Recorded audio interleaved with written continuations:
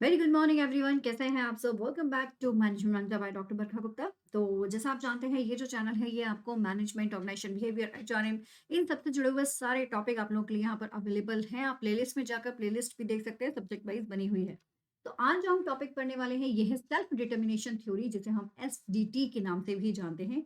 ठीक है, ये थ्योरी आपकी मोटिवेशन में आती है और इसके अलावा जो इंपॉर्टेंट पॉइंट है वो ये है कि ये theory contemporary theory of motivation का पार्ट है। ठीक है, किसमें आती है ये आपकी कंटेम्प्रेरी थ्योरी ऑफ मोटिवेशन। बहुत इंपॉर्टेंट थ्योरी है, बहुत ध्यान से समझिएगा। अगर एक बार समझ ली तो एग्जाम में लाइक अगर आपका रिटर्न है तो आप उसके लिए भी तैयार रहेंगे, और अगर आप ऑब्जेक्टिव दे रहे हैं तो उसके लिए भी आप तैयार हो जाएंगे। Okay, so let's start. What is the self determination theory? SDT के नाम से इसको जाना जाता है। ठीक है, चलिए लेट अस सी। अच्छा बताओ, सबसे पहले क्या करते हैं हम, एक चीज छोटी सी है, वो मुझे बताना कि लाइक अगर फॉर एग्जाम्पल आपकी लाइफ पर किसी का सबसे ज्यादा कंट्रोल हो, आपको हर छोटी छोटी बात पर किसी से पूछकर काम करना हो, इवन यहाँ बैठना है या नहीं बैठना है, यहाँ उठना है या नहीं उठना है, ये खा लूँ या नहीं खा लूँ, मतलब ईच एंड एवरीथिंग अगर आपके ऊपर किसी का कंट्रोल रहेगा तो क्या आप खुलकर अपनी जिंदगी जी पाओगे? क्या आपको अच्छा लगेगा ये सब? कहीं ना कहीं इसका आंसर जो निकल कर आएगा वो आएगा नो। तो सेल्फ जो आपका ये जो थ्योरी है आपकी सेल्फ डिटर्मिनेशन थ्योरी, ये बेसिकली यही बताती है कि जो पर्सन जिसका अपनी लाइफ पर कंट्रोल ज्यादा होता है वो ज्यादा हैप्पी रहता है। यानी कि ऑर्गेनाइजेशन में भी अगर आपने कोई टास्क दिया हुआ है किसी एम्प्लॉय को, तो वो टास्क अगर वो खुद से बेहतरीन तरीके से कर सकता है, अगर उसको बहुत ज्यादा प्रेशराइज किया जाएगा तो वहां पर गड़बड़ होने के चांसेस हो सकते हैं। ठीक है, बहुत ज्यादा प्रेशराइज। तो चलो सबसे पहले हम ये समझ लेते हैं कि आखिर सेल्फ डिटर्मिनेशन होता क्या है। आई होप कि जो मैंने अभी एग्जाम्पल बताया उससे आपको क्लियर हो चुका होगा कि आखिर सेल्फ डिटर्मिनेशन होता क्या है ना, ये हम सभी के लिए है। तो चलिए, सेल्फ डिटर्मिनेशन एक इंपॉर्टेंट कंसेप्ट होता है जो बताता है हर एक पर्सन की ability to make choice and manage their own life. अपनी खुद की चॉइस को बताना और अपनी खुद की लाइफ को मैनेज करना, है ना। तो यही कहलाता है सेल्फ डिटर्मिनेशन। ये सामने वाले की यानी कि हमारी हर एक पर्सन की एबिलिटी होती है। तो यानी कि people control their choice and people control their life, ये दोनों जो चीजें हैं they comes under the self determination. ठीक है, अगर आप अपनी खुद की चॉइस पर कंट्रोल कर सकते हैं, अपनी लाइफ पर कंट्रोल कर सकते हैं, तो वो आपका सेल्फ डिटर्मिनेशन कहलाता है। तो सेल्फ डिटर्मिनेशन थ्योरी किसने डेवलप की है, ये एक इंपॉर्टेंट क्वेश्चन है। तो it's develop by the Edward L Deci and the Richard Riyan.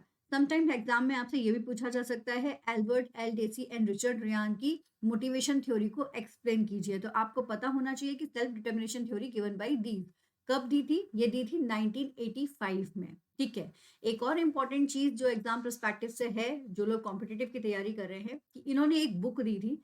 वो बुक है इनकी self determination and intrinsic motivation in human behaviour.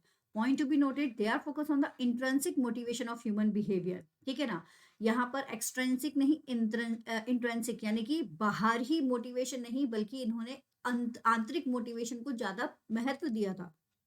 ठीक है, कि सामने वाला खुद से कैसे मोटिवेट होगा उसके बारे में इन्होंने जाना ज्यादा बताया था। तो ये बुक जो है वो इन्होंने दी है, तो ये भी जरूर याद रखना।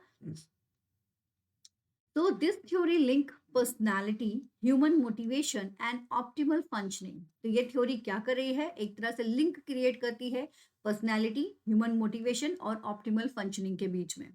बेस क्लियर हो चुका होगा ऐसा मैं उम्मीद करती हूँ कि सेल्फ डिटर्मिनेशन थ्योरी सिर्फ और सिर्फ किसके बारे में बताई गई है कि खुद से अगर लाइफ को कंट्रोल करने का मौका मिलता है तो वो पर्सन ज्यादा अच्छा काम कर पाएगा एज कंपेयर टू अगर उसको किसी दबाव में रखा जाएगा बहुत समय तक। ठीक है, तो वही चीज यहाँ पर बताई गई है कि इंट्रिंसिक मोटिवेशन ज्यादा बेहतर होता है एज कंपेयर टू आपका कौन सा मोटिवेशन, एक्सट्रिंसिक मोटिवेशन।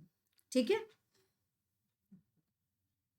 तो pupils feel motivating if they have control over their choice and not influenced by the others। ये जो लाइन है ये बिल्कुल ठीक बैठती है सेल्फ डिटर्मिनेशन थ्योरी के लिए कि प्यूपल मोटिवेट फील करता है जब वो खुद की चीजों पर कंट्रोल कर सकता है, दूसरे उसके ऊपर कंट्रोल ना करे। ठीक है, और एक और जो इंपॉर्टेंट कंसेप्ट है इस थ्योरी के लिए वो है इंट्रिंसिक और एक्सट्रिंसिक मोटिवेशन, आपको पता होना चाहिए। तो वो आपको पता ही है कि एक्सट्रिंसिक मोटिवेशंस यानी कि आप जब कैश के लाइक मॉनेटरी टर्म्स में सामने वाले को या फिर परफॉर्मेंस के बेसिस पर आप उसको क्या कर रहे हो ना, लाइक अच्छी पोजीशंस प्रोवाइड करा रहे हो और मॉनेटरी उसका इंक्रीज कर रहे हैं, तो ये सारी चीज़ें आपकी एक्सट्रिंसिक मोटिवेशन आ जाएगा। अच्छा घर, गाड़ी ये सब देना जो है ये एक्सट्रिंसिक मोटिवेशन में आ जाएगा। और इंट्रिंसिक मोटिवेशन बेसिकली क्या हो जाएगा कि उसको खुद को जो लाइक एक सेल्फ सेटिस्फेक्शंस मिलता है किसी काम को कर, है ना? वो आपका इंट्रिंसिक मोटिवेशन में आ जाएगा। और ये कॉन्सेप्ट जो है ये इंट्रिंसिक मोटिवेशंस को ज़्यादा फोकस करता है कि अगर इंट्रिंसिक मोटिवेशन होगा तो सेल्फ एंगेजिंग एक्टिविटी जो होगी वो ज़्यादा हो जाएगी इनके केस में, ठीक है ना? तो सेल्फ एंगेजिंग एक्टिविटी जो है वो क्या हो जाएगी, वो बढ़ जाएगी अ, अगर यहाँ पर इंट्रिंसिक मोटिवेशन देखने को मिलेगा।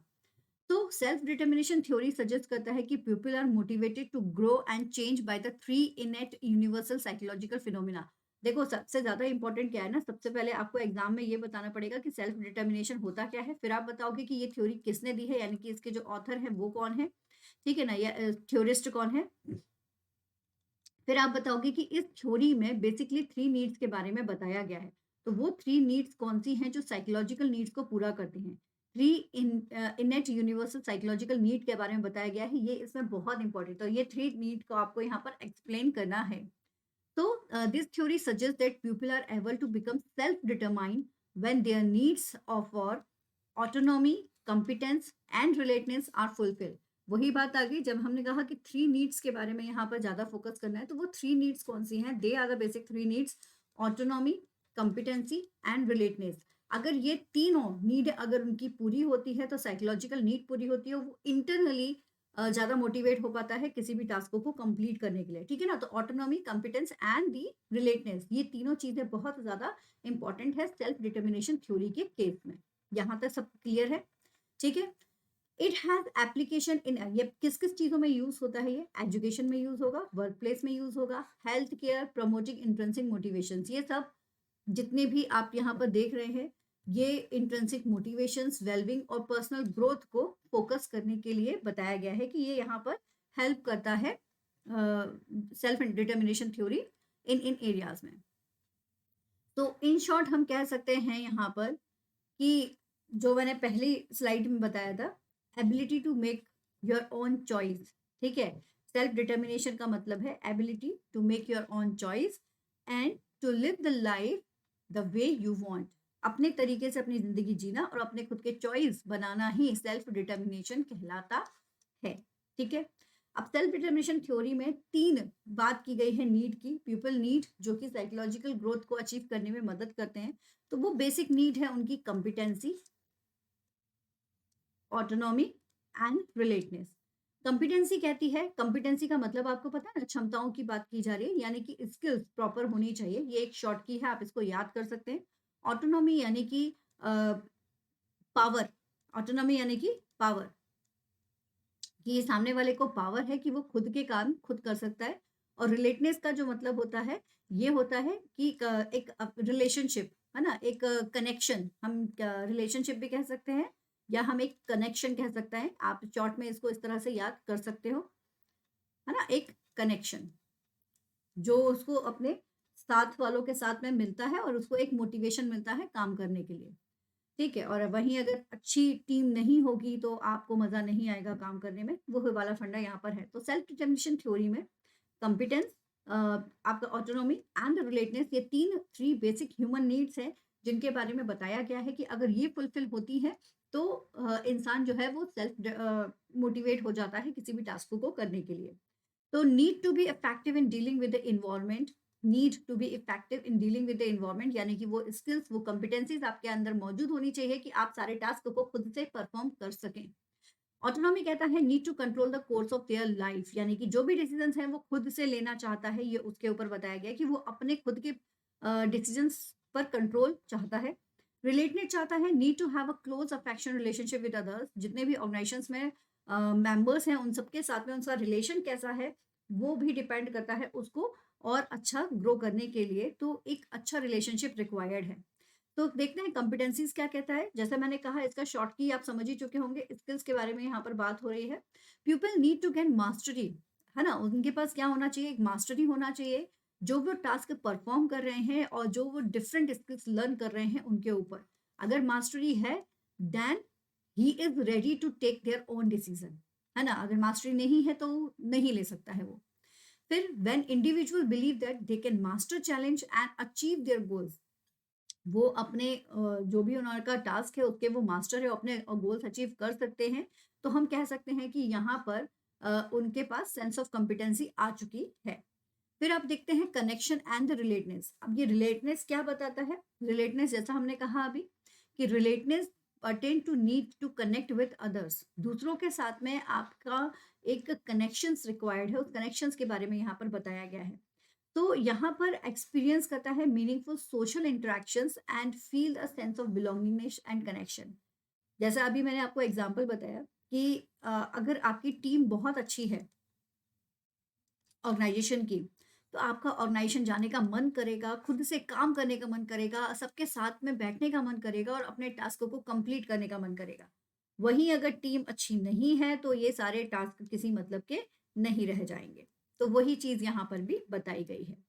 तो individual feel more motivated in organizations where there is feeling of attachment with the other peer group। वही बात आ गई, अगर आप अपने मेंबर्स के साथ में अच्छा लाइक एक अटैचमेंट फील करते हैं अपने ऑर्गेनाइजेशंस के मेंबर्स के साथ में, तो आप ऑटोमेटिकली मोटिवेट हो जाते हैं। तो वही यहाँ पर भी बताया गया है। फिर आता है ऑटोनॉमी। तो autonomy means a feeling of independence while doing any work. जैसे फॉर एग्जांपल, एक टास्क है जो कंपनी ने आपको दिया है, तो वो टास्क अगर आपको सेल्फ करने के लिए दिया जाए कि मुझे ये काम इतने दिन में पूरा चाहिए, और बोला गया कि आपको खुद देख लो कि तुम्हें कैसे करना है, और यहाँ बोल दिया गया है कि तुमको ये काम 10 दिन में करना है, लेकिन इसमें ऐसा नहीं होना चाहिए, इसमें ऐसा नहीं होना चाहिए, इसमें ऐसा नहीं होना चाहिए। जैसे तुम लेकर गए, तुमने ये फाइल क्यों यूज़ कर ली, इसकी जगह तुमको ये यूज़ करना चाहिए था, तुमने ये फ़ॉन्ट क्यों यूज़ कर लिया, इसकी जगह तुम्हें ये यूज़ करना चाहिए था।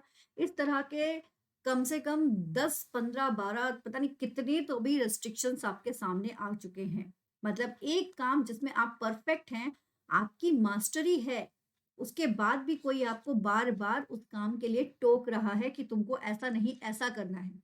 तो वो वाला अगर फंडा होगा, तो क्या होगा ना कि खुद का एक मोटिवेशन डाउन हो जाता है। तो यहाँ पर सेल्फ अगर आपको मिल रहा है, इंडिपेंडेंट फीलिंग अगर आपको आ रही है किसी टास्क को करने की, तो इंट्रिंसिक मोटिवेशन आपका बढ़ जाएगा और आपका काम और ज़्यादा बेहतरीन होगा, ऐसा इस थ्योरी में बताया गया है। तो people have a need to feel that they are the master of their own destiny, है ना? हाँ, चाहता है कि भई हम अपने कर्म के खुद लिखिता बन जाएँ, and that they have at least some control over their life, कि उनके पास उनकी लाइफ को के लिए कंट्रोल होना चाहिए। Most importantly, people have a need to feel that they are in control their own behavior। खुद की लाइफ के साथ साथ खुद के बिहेवियर पर कंट्रोल भी जो है वो उनको यहाँ पर बताया गया है ऑटोनॉमी के केसेस में। ठीक है, क्लियर हो गया। कुछ बेनिफिट्स भी हैं सेल्फ डिटर्मिनेशन थ्योरी के, वो भी देख लेते हैं। बट पहले मैं आप लोगों को एक बार दोबारा से बता देती हूँ कि हमने क्या देखा है। तो हमने देखा हुआ है कि तीन बेसिक सेल्फ डिटर्मिनेशन थ्योरी के पॉइंट्स होते हैं। एक है आपका कॉम्पिटेंसी, और दूसरा जो हमने देखा है, एक है आपका कॉम्पिटेंसी, दूसरा है आपका एक है आपका कॉम्पिटेंसी, दूसरा है आपका कनेक्शन, ठीक है? और तीसरा है आपका ऑटोनॉमी। ये तीनों याद रखना, ये बहुत इंपॉर्टेंट है।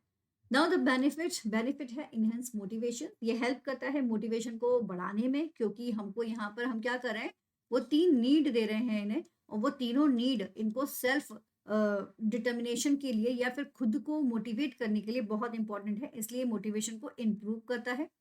इम्प्रूव्ड वेलबींग, ये ओवरऑल जो वेलबींग है उसकी तरफ फोकस करता है, जैसे कि ऑर्गेनाइजेशंस के पर्सपेक्टिव से भी और इंडिविजुअल के पर्सपेक्टिव से भी ये ओवरऑल वेलबींग जो है वो लेकर चलता है, even the society also.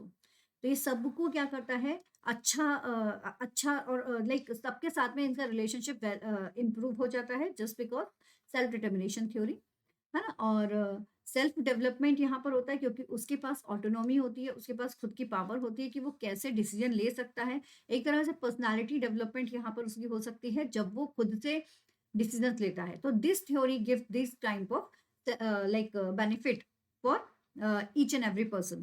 So this is all for this self determination theory. I hope कि ये समझ में आ चुकी हो आप लोगों को। बहुत इंपॉर्टेंट थ्योरी है एग्जाम परस्पेक्टिव से, तो इसको अच्छे से पढ़ लीजिएगा। Thank you so much. Keep study hard and smart. Video पसंद आए तो वीडियो को लाइक जरूर कीजिए, चैनल को सब्सक्राइब कीजिए, अपने फ्रेंड्स के साथ मैक्सिमम शेयर कीजिए और बेल आइकन प्रेस कर लीजिए, जिससे आपको अपकमिंग वीडियोस के सारी लिंक्स जो है वो आपके पास आ जाए। Okay, all the best, take care, keep study hard and smart, all the best.